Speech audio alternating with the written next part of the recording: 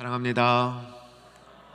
오늘 오랜만에 좀 더 많은 교우님들이 같이 본당에서 말씀을 듣고 기도하는데 좌우 옆에 분 한번 축복해 주시기 바랍니다. 비대면으로 예배하시는 분도 앉은 자리에서 우리 충현의 가족들 축복해 주시기 바랍니다. 사랑합니다. 반갑습니다. 환영합니다.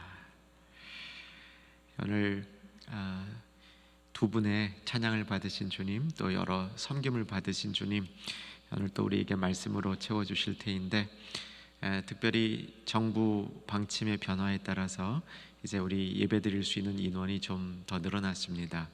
아마 다음 주 월요일에는 이제 위드 코로나와 함께하는 시대에 대한 구체적인 발표가 있을 테인데, 아무래도 우리가 예배를 대면적으로 더 회복해야 되는 시기가 왔다라고 생각이 듭니다. 특별히 오늘 저녁부터 금요 집회를 통해서 비대면으로 예배드리는 분들도 있는 자리에서 코로나와 함께하는 시대를 맞는 준비, 영적으로 어떻게 맞이할 것인가, 더 깨어있고 더 우리가 영적으로 이제 회복돼야 될 테인데, 그것을 위해서 합심해 기도해 주시고, 본당에 나온 충현의 가족들은 이것을 위한 기도의 용사들이 되어 주시기를 바랍니다. 이 자리에서 우리가 합심해서 기도할 때 코로나와 함께하는 시대, 우리가 다시 영적으로 빠른 회복과 교회의 여러 가지 일들이 빠르게 정상화될 수 있도록 힘써 함께 기도하는 시간 갖기를 소망합니다. 오늘 말씀은 세례 요한에 관한 이야기입니다. 세례 요한은 자신의 임무에 매우 충실한 사람이었습니다. 그가 임무에 충실했던 이유는 그의 임무는 소명이었고 사명이었기 때문에 그렇습니다. 얼마 전에 소명과 사명에 대한 구별을 간단히 해드렸죠. 다시 한번 해드리고 싶습니다. 소명과 사명은 비슷하면서 다른 영역의 이야기입니다. 정확하게는 소명이 사명을 포함하고 있다라고 말할 수 있습니다. 소명은 하나님께로 부름을 받는 겁니다. 그러니까 죄에 있다가 어둠에 있다가 하나님을 모르고 있다가 하나님 앞으로 나올 수 있도록 부름을 받는 것이 소명인데, 이 소명을 주실 때 사실은 어떤 삶을 살라고 하는 방향도 제시되기 때문에 그 삶의 방향인 사명이 소명 안에 포함이 되어 있다 볼 수 있습니다. 하지만 사명은 하나님 앞으로 부르는 것이 아니라 하나님께서 우리를 할 일을 위하여 보내시는 것이 사명입니다. 그래서 소명이 하나님께로 부름을 받는 것이라면 사명은 하나님의 부르심을 받고 다시 세상으로 나가는 것이 사명이라 할 수 있겠죠. 우리가 이 세상에서 구체적으로 할 일, 이것을 사명이라고 말할 수 있겠습니다. 세례 요한은 이 소명과 사명을 분명히 받은 사람이었습니다. 그래서 그는 자기 삶 전체로, 자기 인생 전체로 삼위 하나님의 구원을 증거하는 일을 하였습니다. 무엇이든지 자기 삶 전체로 하는 일은 이게 다른 사람에게 주는 메시지가 강합니다. 대충 설렁설렁 이것도 하고 저것도 하는 가운데 되면 좋고 안 돼도 그만, 이런 일들은 다른 사람에게 주는 메시지가 약합니다. 그런데 누구든지 자기 삶 전체로 살아가면서 그것을 통하여 주는 메시지는 굉장히 강력합니다. 세례 요한이 자신의 삶 전체로 무슨 일을 했냐면 삼위 하나님의 구원, 삼위 하나님의 구원하심, 이게 복음이죠. 삼위 하나님의 구원하심이 복음입니다. 이것을 자기 삶 전체로 증거하는 삶을 살았기 때문에 그의 삶에는 힘이 있었습니다. 오늘은 세례 요한이 어떻게 증거하는 삶을 살았는지 그 원리를 살펴보고, 우리도 그런 삶으로 초대받고 그런 삶을 사명으로 알고 우리의 자리에 있을 수 있기를 기대하는 것입니다. 세례 요한의 그 증거의 첫 번째 원리는 전심으로 증거했던 것이고요, 두 번째는 정확하게 증거했던 것이고요, 세 번째는 분명한 근거의 이 위에 예수님 그리고 삼위 하나님의 구원을 증거했던 것이죠. 오늘 본문을 보면서 이 내용들을 쭉 살펴보고 어떻게 우리의 삶에 가져올 것인가 생각해 보도록 하겠습니다. 오늘 본문이 29절부터로 되어 있는데 사실은 19절부터 빠른 속도로 이 본문을 살펴보려고 합니다. 요한복음 1장 1절에서 18절은 이 프롤로그라 그러죠. 요한복음 서론입니다. 정말 멋진, 정말 심오한 하나님의 구원 계획이 담겨 있는 거죠. 창세기 1장에 하나님이 태초에 세상을 창조하셨느니라, 그 창조 이후에 예수 그리스도를 통해서 어떻게 온 인류를 구속하시는가에 관한 정말 장엄한 노래가 요한복음 1장 1절에서 18절이죠. 자, 우리 그 내용을 안다고 가정을 하고요. 19절로 넘어오면서 갑자기 이야기는 세례 요한의 이 사역으로 초점이 맞춰지고 급격한 전환을 이루면서 세례 요한이 무대에 등장하게 됩니다. 자, 19절 한번 보시면 같이 읽으면 좋을 것 같습니다. 읽겠습니다. 유대인들이 예루살렘에서 제사장들과 레위인들을 요한에게 보내어 내가 누구냐 물을 때 요한이 증언이 이러하니라. 요한은 증언하는 사람이었습니다. 그가 증언할 때 20절을 보게 되면 드러내어 말하고 숨기지 아니하니, 드러내어 하는 말이 자신은 그리스도가 아니라, 자기는 요한의 증거는 전 하나도 숨기는 것이 없었습니다. 전심으로 있는 그대로 사실을 자기가 알고 있는 정확한 이 진리에 입각해서 말하는 것이 요한의 이 증언의 특징이었습니다. 여러분, 우리도 좀 연습했으면 좋겠습니다. 내가 믿고 내가 아는 것을 정확히 믿고 아는 것, 이거 중요합니다. 그런데 내가 믿고 아는 것을 그대로 얘기해 보는 것, 가감하지 않고 그대로 얘기해 보는 것, 이거 우리에게 필요한 삶의 모습이라고 믿습니다. 여러분, 오늘 저녁 한번 이런 나의 삶 증인으로서 더 아름다운 모습을 가진 삶을 소망해보는 저와 여러분 되기를 주 안에서 축복합니다. 요한이 정확하게 자기가 그리스도 예수님을 이제 증거할 때 20절에 보면 나는 그리스도가 아니라라는 사실을 선포합니다. 나는 그리스도가 아니라. 왜냐하면 오늘 본문의 기록이 사실은 없이 그냥 툭 뛰어 들어왔어요. 그런데 우리가 다른 복음서를 통해서 알고 있지 않습니까? 요한이 요단강에서 세례를 베푸는데 많은 사람들이 요한에게 세례받으러 나왔죠. 누가복음에 보면 모든 유대인들이 나왔다. 근데 사실 그 모두는 많은 사람이란 뜻이지 한 사람도 빼놓고란 뜻은 아닙니다. 어쨌든 요한의 사역에는 엄청난 영향력이 있었습니다. 반향이 크게 일어나고 있었죠. 그래서 사람들이 궁금했던 겁니다. 이 요한이 혹시 메시아, 그리스도, 구원자가 아닐까라는 생각을 했죠. 그래서 요한에게 와서 그것을 확인하는 겁니다. 당신이 혹 그리스도가 아닙니까? 라고 확인하는 겁니다. 자, 여러분 어떻겠습니까? 저와 여러분 같으면 어떻게 답하겠습니까? 아니지요. 아니라고 말하겠지요. 그런데 아니라고 말하면서 조금 긴가? 뭐 이런 생각 혹시 하지 않을까요? 그러니까 이게 다 주님 영광 받으시는데 한 2%만 저 띄워주시면 안 될까요? 이런 생각 우리 하지 않습니까? 우리에게 이런 마음이 드는 겁니다. 근데 요한은 그 점에 있어서 두 번도 생각할 게 없었습니다. 나는 아니라, 나는 아니라. 이게 요한의 증거가 힘이 있었던 이유인 거죠.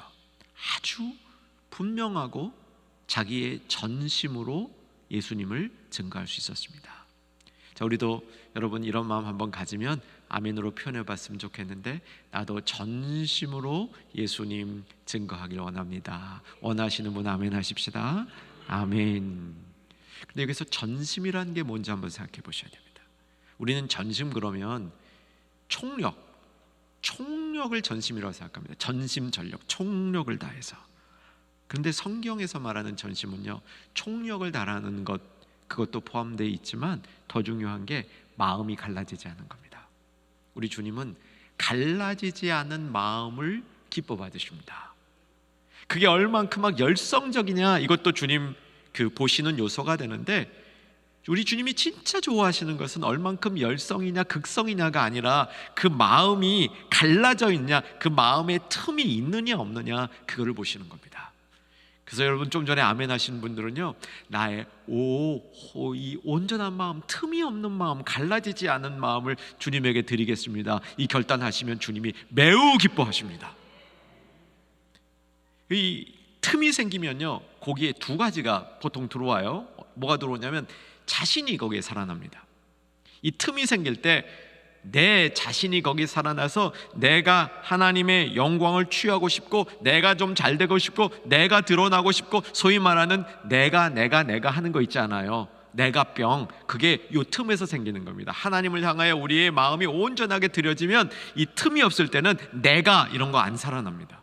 그런데 그 틈이 딱 생기면 내가 살아나는 거죠. 아까 살펴보지 않았습니까? 세례 요한이 그렇게 많은 사람들이 따르면서 당신이 혹시 메시아 아닙니까? 그럴 때 나도 메시아 같은 모습이 좀 있어.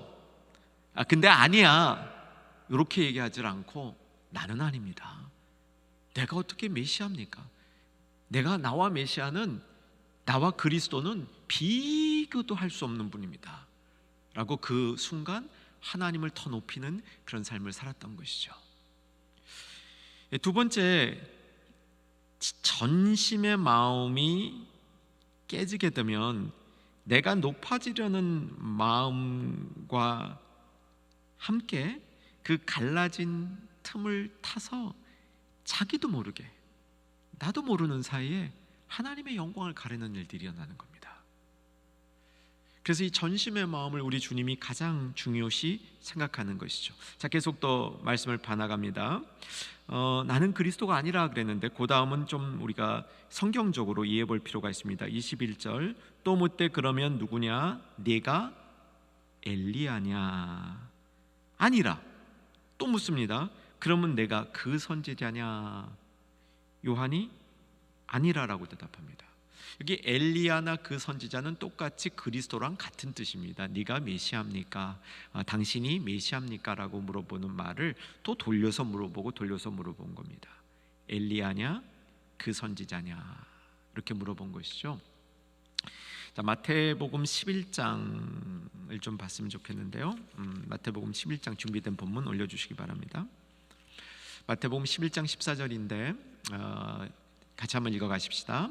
만일 너희가 즐겨 받을진대 오리라 한 엘리야가 곧 이 사람이니라.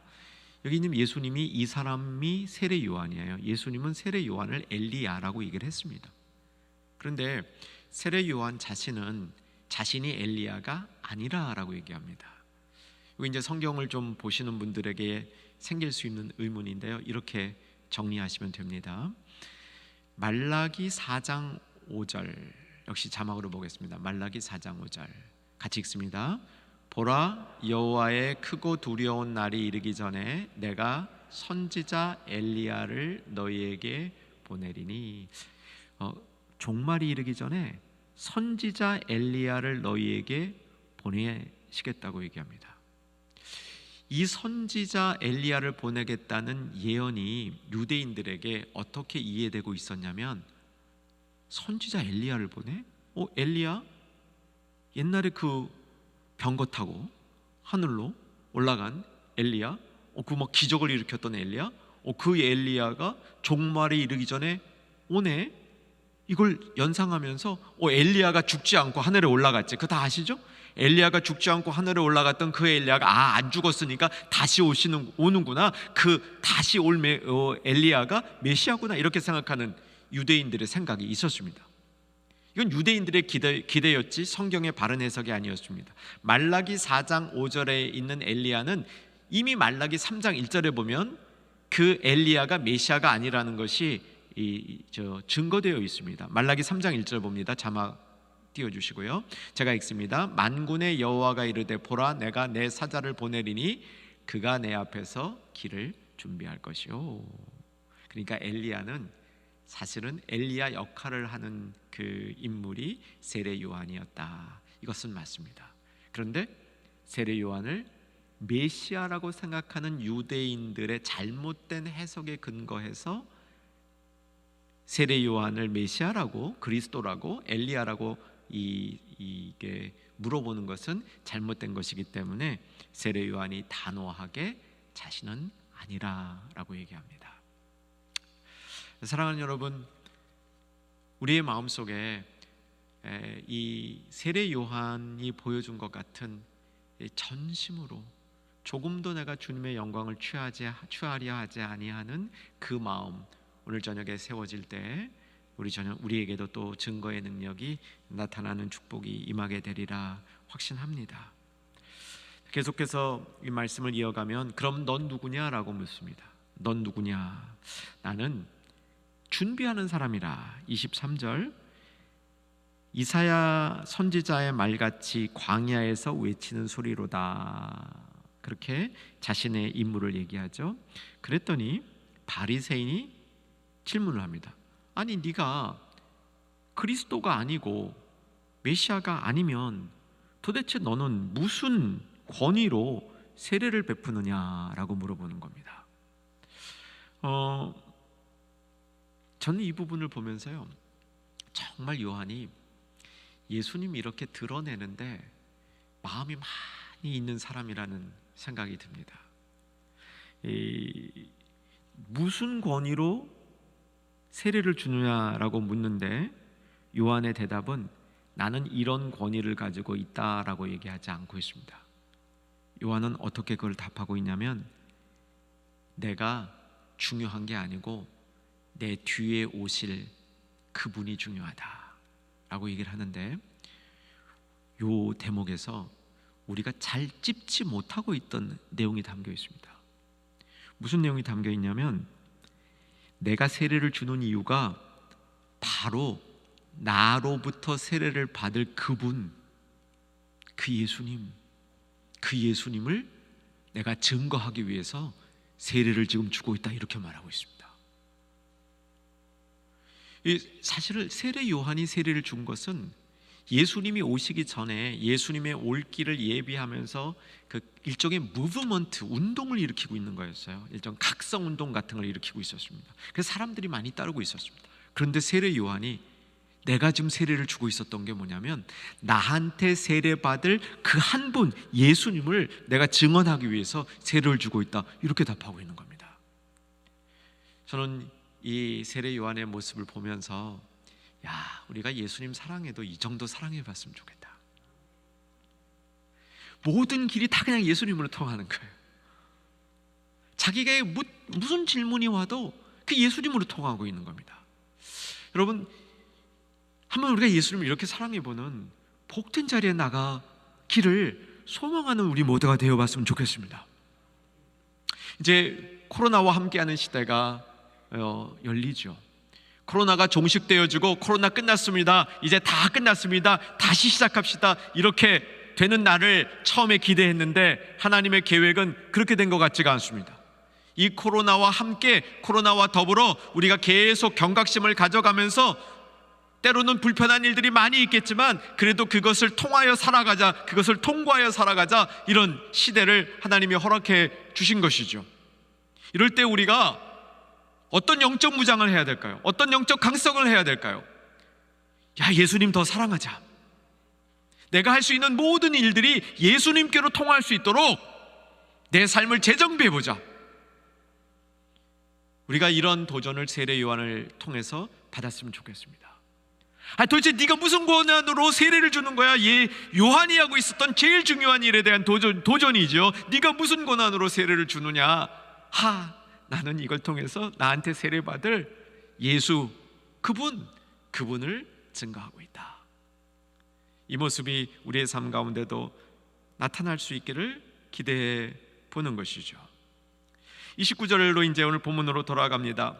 요한이 이제 정확하게 예수 그리스도가 누구인지를, 예수님에 대한 이 증언을 하고 있습니다. 그러니까 하나님의, 삼위 하나님의 구원 계획에 대해서 얘기하는 것이라고도 볼 수 있겠죠. 요한은 예수님을 보면서 29절, 자, 준비되셨죠? 자, 큰 소리로 읽습니다. 시작. 이튿날 요한이 예수께서 자기에게 나아오심을 보고 이르되, 보라, 세상 죄를 지고 가는 하나님의 어린 양이로다. 이것은 예수님을 딱 보는 순간 예수님이 어떤 분이시며 무엇을 할 것인지 뿐만 아니라 이 모든 예수님의 이 땅 사역을 계획하신 하나님 아버지의 구속 계획을 다 이해하고 하는 얘기였던 거죠. 사실은 요한이 이것을 정말 다 하나하나 일일이 이해했는지 잘 모르겠습니다. 하나님 나라 가서 살펴봐야 되겠는데, 그런 마음의 깨달음을 성령께서 요한에게 주신 건 분명합니다. 다 몰랐지만 담대하게 그렇게 선포할 수 있었는데, 선포하고 나서 보니까 그게 하나님 심정에 딱 맞는 얘기가 되는 거죠. 여러분, 이런 선포를 하실 수 있기를 주 안에서 소망합니다. 제가 요즘에 구루터기 공동체 순하고 줌으로 각 순을 이렇게 신방하고 있습니다. 코로나 기간 동안 어떻게 할까 그러다가 우리 이 구루터기 공동체 신방을 하고 있는데, 신방하는 중에 어떤 한 그 지체가 저한테 이런 질문을 했습니다. 목사님에게 하나님은 어떤 분이십니까? 그런 질문을 하는데, 이게 그런 질문을 받을 때 그냥 이제 목사가 답하려면 항상 기도해야 되잖아요. 근데 그 기도가 잠깐 기다리세요, 제가 기도하고 답해 드릴게요, 그럴 수는 없고, 그냥 그 순간에 주님, 이 질문에 가장 적합한 대답이 뭡니까? 라고 기도하고 답을 하는데, 하나님이 이렇게 답을 이끌어 주시더라고요. 하나님 없이 살 수 없지요. 하나님 없이 살 수 없지요. 여러분, 이런 고백을 우리 다 같이 드릴 수 있었으면 좋겠습니다. 하나님 없이 살 수 없는 게 우리의 고백이죠.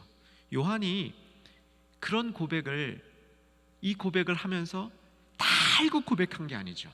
그런데 고백을 딱 하고 나니까 야, 이게 하나님 마음에 맞는 거다라고 우리가 알 수 있는 거죠. 마찬가지로 요한이 여기서 드러났던 이 고백은 정말 하나님 심장에 맞는 고백이었어요. 예수님이 누구냐? 어린 양이에요. 어린 양이 뭡니까? 대속제물로 드려지는 거죠. 그런데 이 대속제물로 드려진다는 게 얼마나 중요한 거냐면, 메시아인데, 메시아는 왕이라고 유대인들은 생각하고 있었는데, 메시아가 이 왕으로서 막 권력을 휘두를 줄 알았는데, 세상적인 힘 발휘할 줄 알았는데, 이 어린 양이야, 대속제물이야, 이걸 보여주는 겁니다. 물론 이사야서 53장에 이 말씀이 예언되어 있습니다. 그래서 이사야서 53장에 예언 이루어지는 것이라고 볼 수 있습니다. 그런데 이 예언이 얼마나 당시에 예수님을 보고 있던 세례 요한을 따르고 있던 사람들에게 특별한 도전이 되었겠습니까? 그것도 세상 죄를 지고 가는 어린 양, 이렇게 예수님에 대한 정확한 선포를 했던 것이죠. 요한의 힘이었다고 말할 수 있습니다. 그 다음 세례 요한은 어떻게 예수님을 알았는지에 대해서 증언을 하고 있습니다. 32절과 33절인데 어떻게 증언했는지, 어떻게 알았는지. 사실 세례 요한이 예수님을 몰랐던 거 아닙니다. 우리가 아는 대로 세례 요한과 예수님은 친척 관계입니다. 누가복음 1장에 보면 분명히 나와 있죠. 엘리사벳과 마리아가 친척 관계였다라고 기록이 되어 있으니까, 어떤 분들은 사촌이라고 그러는데 그것은 증명되지 않고요, 친척은 분명합니다. 32절 33절, 친척으로 알았던 예수를 세례 요한이 하나님의 아들 메시아로 알게 된 이유, 32절 33절 같이 한번 읽겠습니다. 요한이 또 증언하여 이르되 내가 보매 성령이 비둘기같이 하늘로부터 내려와서 그 위에 머물렀더라. 요거예요. 성령께서 세례 받을 때, 예수님이 세례 받을 때 그 성령께서 그 위에 머물러 있는 것을 세례 요한이 경험한 겁니다. 네가 세례 주는 목적이, 네가 세례 주는 목적이 이제 내가 보낼 메시아, 그 메시아를 너를 통해서 세례받게 하는 특권을 네 인생에 줄 것이다. 세례 요한이 이렇게 계시를 받고 얼마나 기뻤겠습니까? 근데 이제 하나님께 묻지 않았겠어요? 그분이 누구인지 어떻게 합니까?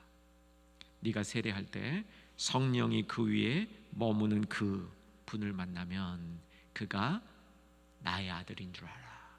이 세상의 죄를 대속할 어린 양인 줄 알라, 이렇게 가르쳐 주셨는데, 그 성령이 예수님 위에 머무는 걸 보면서 내가 그를 증언하노라, 이렇게 설명하고 있는 겁니다. 자, 오늘 본문의 말씀은 이렇게 정리가 됩니다. 세례 요한은 정말 전심으로 예수님을 증언했습니다. 예수님이 어떤 분인지 정확히 알고 증언했습니다. 그가 예수님을 이 세상의 위대한 다윗보다 솔로몬보다 더 위대한 왕으로만 알고 증언했다면 어쩌면 그의 증언은 힘이 약했을지 모릅니다. 위대한 사람을 증언하는 것은 어렵지 않기 때문이죠. 그런데 그가 증언한 예수님은 힘없이 대속제물로 죽을 어린 양, 그 어린 양을 전심으로 증언하고 있는 겁니다. 그리고 그 근거가 자기의 지식도 아니고 경험도 아니고 자신의 판단도 아니고 뭐였습니까? 성령이 그에 머무는 것을 보고 하나님 아버지께서 가르쳐 주신 그 계시대로 이루어지는 걸 보고 예수님을 증거했다. 이게 세례 요한의 증거의 모습이었습니다. 자, 이것을 우리의 삶에 어떻게 적용해 볼 수 있을까요? 오늘 기도의 시간으로 들어가면서 이 말씀을 우리 삶 속에 좀 담으면서 그 말씀을 붙들고 기도했으면 좋겠습니다. 우리가 우리의 삶 속에서 예수 그리스도가 나타나는 삶을 살기를 이 저녁에 정말 주 앞에서 한 번 더 결단하시는 우리 모두가 되기를 바랍니다. 어떻게 하면 내 삶 속에서 예수 그리스도가 나타날까? 하나님을 전심으로 우리도 경배하는 하나님의 사람들이 되기를 소망하는 우리가 되었으면 좋겠습니다. 하나님을 우리가 전심으로 예배할 때 이것이 세상에 증거로 나타납니다. 우리 교회는 그 멋진 건물을 갖고 있습니다. 예전에는요, 우리나라에 막 기독교가 막 부흥하던 시기에는 큰 건물을 갖고 있는 것 자체가 세상의 증거가 되었습니다. 왜냐하면 저렇게 큰 건물을 지을 수 있는 그 힘은 사람들의 헌신에서 나오는데, 사람들이 저렇게 교회에 헌신하는 걸 보면 교회에 뭔가 있구나, 다른 사람들이 관심을 갖는 그런 시기였습니다. 교회에 많은 사람들이 모이면 주변 사람들이 관심을 가졌습니다. 사람이 많이 모인다는 것은 거기에 뭔가 좋은 게 있겠지라는 관심이 있었죠. 이것이 주변 사람들에게 증거가 되는 때가 있었습니다. 많은 사람들이 예배를 모이는데 예배당에 들어갈 때는 막 다 불편한 얼굴로 들어갔다가 만약에 예배 드리고 나오는 사람들의 얼굴을 보는데 그 얼굴이 환해져 가지고 기쁨으로 가득해 가져 가지고 나오는 모습을 보면 증거가 될 만합니다. 여러분, 우리가 좀 그렇게 됐으면 좋겠습니다. 예배 들어갈 때는 기쁘게 들어갔다가 예배 드리고 나올 때 인상 쓰고 나가면 이 주변 사람들의 덕이 안 되는 것 같아요. 예배 드리고 나가는데 이 자동차 파킹 문제 때문에 힘들어가지고 아주 또 그냥 이 마음이 막 상해서 나간다면 그것도 좋지 않은 일일 것 같습니다. 예배 드리기 전보다 예배 드린 후에 우리의 삶이 달라진 모습을 보이는 거, 이거 좋은 증거의 방법입니다.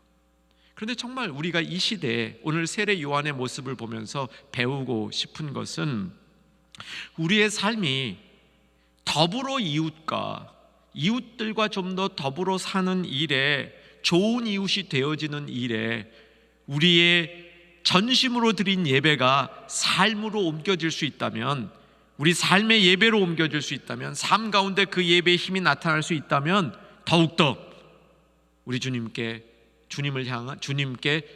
증인이 되는 삶을 살 수 있으리라 확신합니다. 컬처 메이킹의 저자인 앤디 크라우치라는 분이 있습니다. 이분이 코로나가 시작되어질 때 어떻게 진단을 했냐면, 코로나가 시작되는 그 시기, 막 이제 코로나가 시작되는 시기가 이 영적으로 눈보라가 치는 시기였다라고 이렇게 설명을 하고요. 그 다음에 겨울이 올 것이다. 겨울이 온 다음에 빙하기가 올 것이다. 이렇게 예언을 했습니다. 저는 이게 지금 빙하기가 끝나는 건지 빙하기가 계속되는 건지 이게 잘 모르겠습니다. 왜냐하면 위드 코로나가 되면서 계속 우리에게 어려움이 증폭되어지고 어려움이 계속되어질 수 있겠다라는 생각을 하게 됩니다.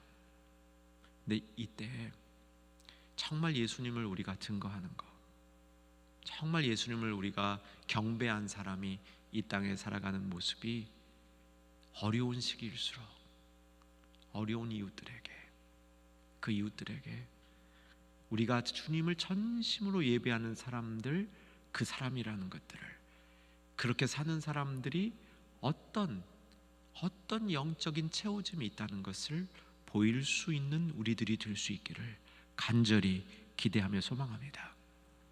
조금 전에 제가 설명드렸던 그 책의 저자는 교회는 자기 구성원이 아닌 이들의 유익을 위하여 존재하는 유일한 집단이라고 얘기합니다.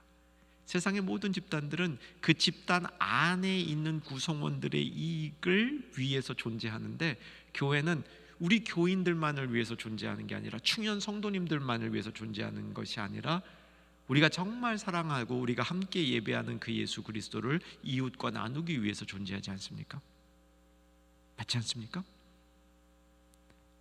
그런 본연적인 우리 증거의 모습이 이 위드 코로나와 함께하는 시대 가운데 충현의 온 가족을 통해서 일어날 수 있기를 기대하는 겁니다.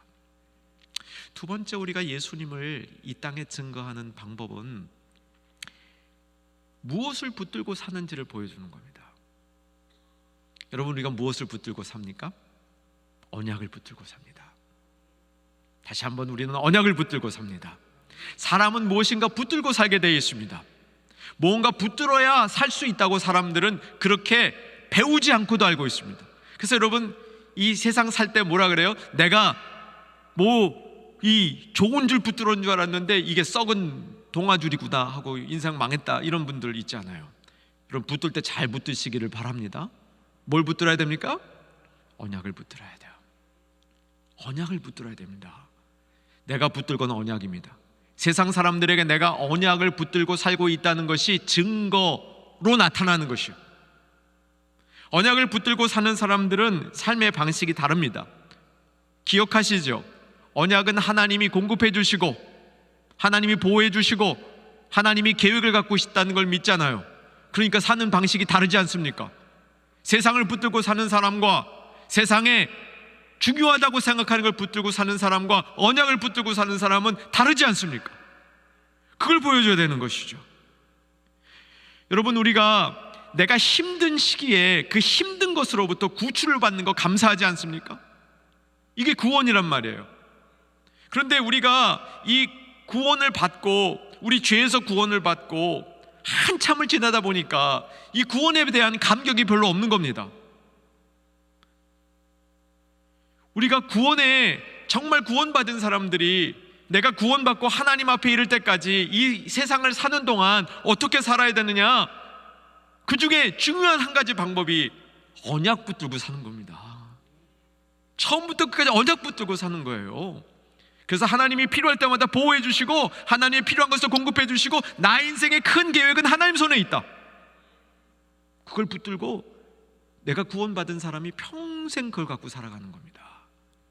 그래서 우리 위드 코로나와 함께하는 시대 속에 우리 주변의 온 가족들이 내가 붙들고 있는 언약 붙들고 살아가는 것을 분명히 더 알고 지냈으면 좋겠습니다. 마지막, 우리의 증거를 나타내는 방법이 생명을 돌보는 그 일에 우리의 마음이 들여지는 것, 이거 예수를 증거하는 바른 삶의 모습입니다. 저는 신학교에 들어갔을 때 보통 많은 신학생들, 어쩌면 여러분이 기대하는 신학생의 모습은 아니었던 것 같습니다.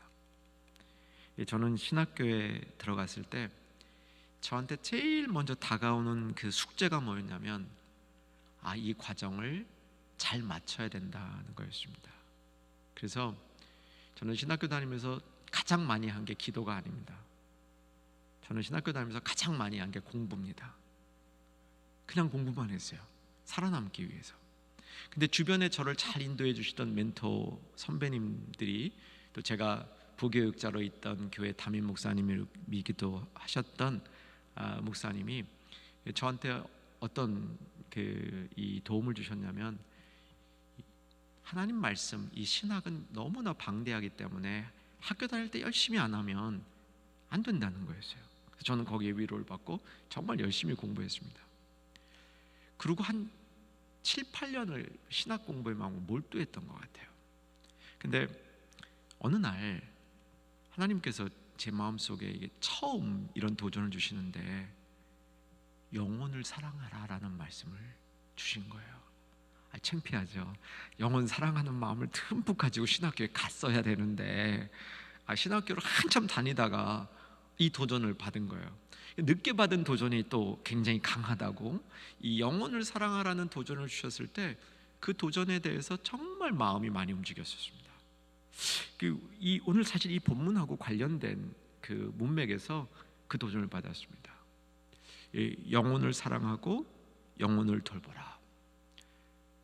사랑하는 여러분, 우리가 예수 증거를 나타낼 때 영혼을 사랑하고 영혼을 돌봐야 됩니다.